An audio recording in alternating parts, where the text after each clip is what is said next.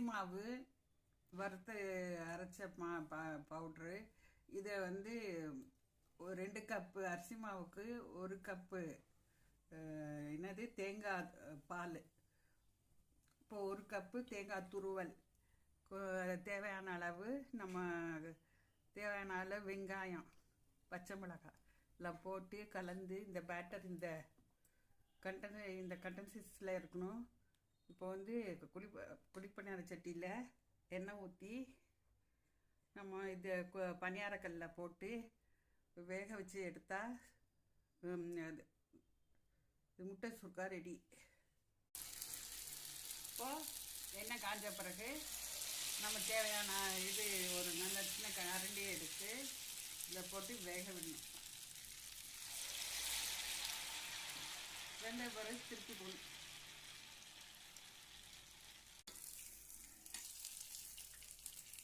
முட்டை சுக்கா திருப்பி போடுறேன். ஈவினிங் ஸ்நாக்காக கொடுக்கலாம், குழந்தைங்களுக்கு காரம் இல்லாமல் இருக்கும்.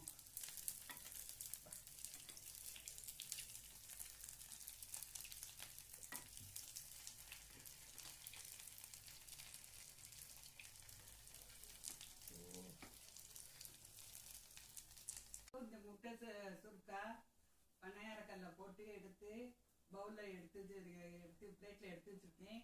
ரொம்ப டேஸ்ட்டாக இருக்குது. இந்த மாதிரி குழந்தைகளுக்கும் பெரியவங்களுக்கும் ஈவினிங் ஸ்நாக்காக செஞ்சு கொடுங்க. சூப்பராக இருக்குது. செஞ்சு பார்த்து ஷேர் பண்ணுங்கள். எங்கள் சேனலுக்கு சப்ஸ்கிரைப் பண்ணுங்கள், சப்போர்ட் பண்ணுங்கள்.